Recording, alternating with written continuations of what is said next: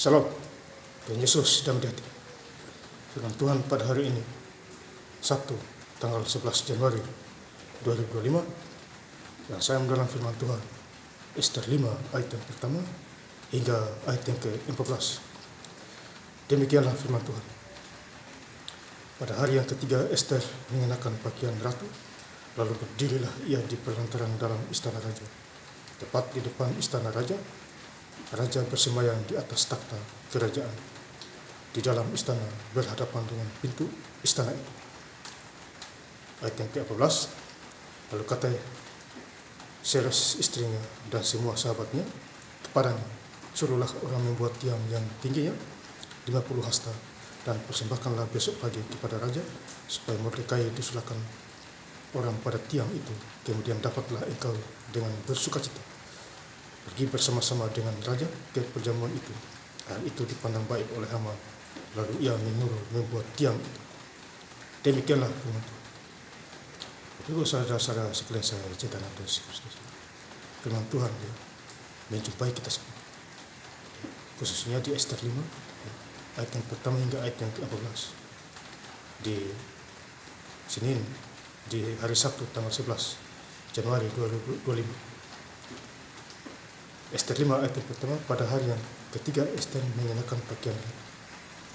Jadi pada hari yang ketiga Ester mengenakan pakaian ratu, ya, untuk menghadap raja.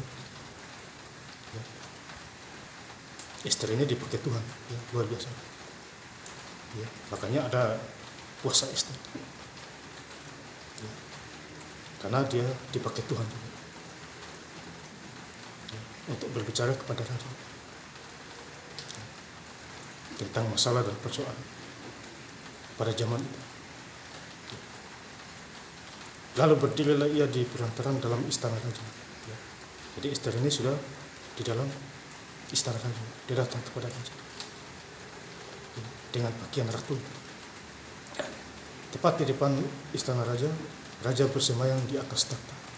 Jadi raja bersemayam di atas takhta. Ya. Kerajaan di dalam istana itu berhadapan dengan pintu istana itu. Ya. Jadi Tuhan mengutus Ester datang ke istana raja untuk menyampaikan berita. Ya, Bapak Ibu saudara-saudara yang saya cinta dalam Tuhan Yesus Kristus. Di ayat yang ketiga tanya raja kepadanya, apa maksudmu hai Ratu Ester? Dan apa keinginanmu sampai setengah kerajaan sekalipun akan diberikan kepadamu? Jadi raja ini bertanya kepada Ester, apa maksudmu, apa kedatanganmu? Katakan saja, biarlah setengah harta kerajaanku kuberikan kepada.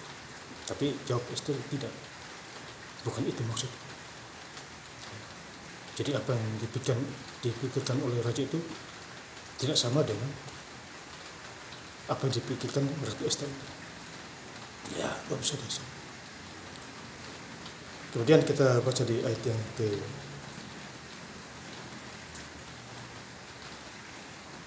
14 ayat yang terakhir.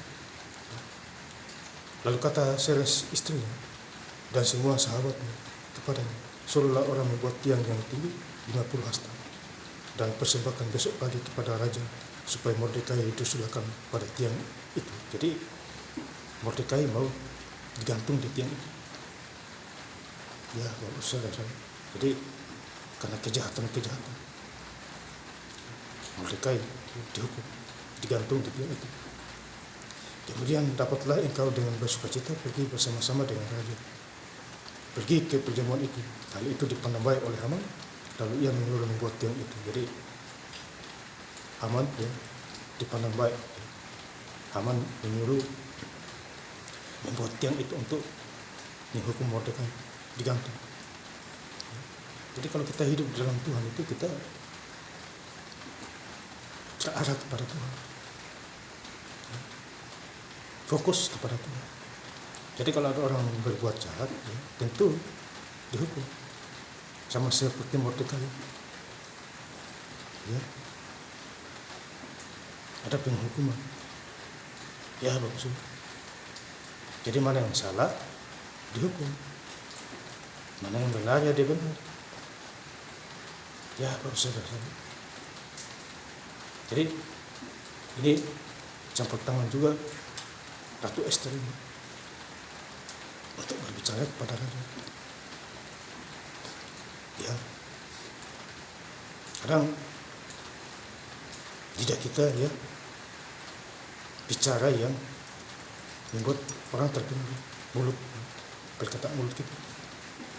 Nah, tetapi kalau kita mempunyai Roh Kudus, ya, kita paham bahwa ini suara aku. Ya, karena di dunia ini hanya ada 3 suara, yaitu suara Roh Kudus, suara setan, dan suara manusia. Jadi kita bisa membedakan. Ya, maka itu kita harus baca firman Tuhan. Ya, supaya kita paham dan kita mengerti.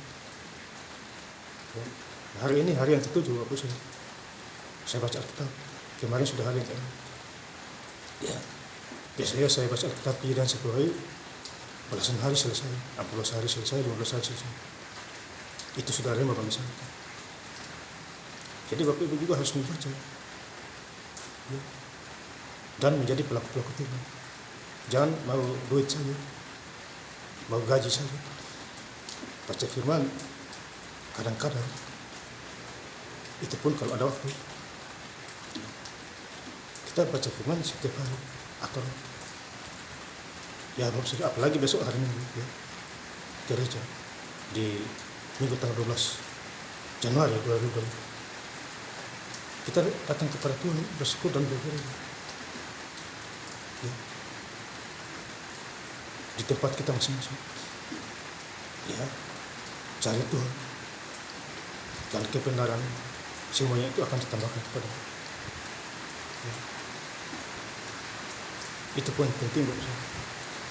Ya, dibantu harapan kasih. Yang paling besar ialah kasih. 1 Korintus 13 ayat 13. Jadi kasih harus dilakukan. Orang yang hebat secara luar biasa, tetapi dia mengalami kekurangan. Itu Amsal 11 itu. Jadi buat apa kita menghebat secara luar biasa? Toh hidup berkekurangan. Ya, berbahagialah orang yang memberi. Jadi kita memberi dengan sukacita. Tuhan balas kita berlipat ganda. Miskin jadi kaya. Ya, Bapak saudara yang saya cinta dan kasih. Jadi andalkan Tuhan dimanapun kita berada. Ya, jangan jauh-jauh dari Tuhan. Ya, kalau mau didekati, kalau mau disehati. Saya mendoakan orang sakit, ya, kirim ayat firman Tuhan di Mesir itu ya. Yang menyembuhkan Tuhan, bukan saya. Ya, Bapak saudara. Tuhan pakai siapa aja bisa. Asal ada niat dan kemauan. Saya ingin lebih lengkap lagi membaca ayat firman Tuhan pada hari ini, Sabtu tanggal 11 Januari 2025, di Ester 5 ayat yang pertama hingga ayat yang ke-14. Pada hari yang ketiga Ester mengenakan pakaian ratu, lalu berdiri ia di pelantaran dalam istana raja, tepat di depan istana raja. Raja bersemayam di atas takhta kerajaan di dalam istana, berhadapan dengan pintu istana itu. Lalu kata Seres istrinya dan semua sahabat kepada, suruhlah orang membuat tiang yang tingginya 50 hasta dan persembahkan besok pagi kepada raja, supaya Mordekai disulahkan orang pada tiang itu. Kemudian dapatlah engkau dengan bersukacita pergi bersama-sama dengan raja ke perjamuan itu. Hal itu dipandang baik oleh Haman. Lalu ia menyuruh membuat tiang itu. Terima kasih. Tuhan Yesus Kristus memberkati. Haleluya. Amin.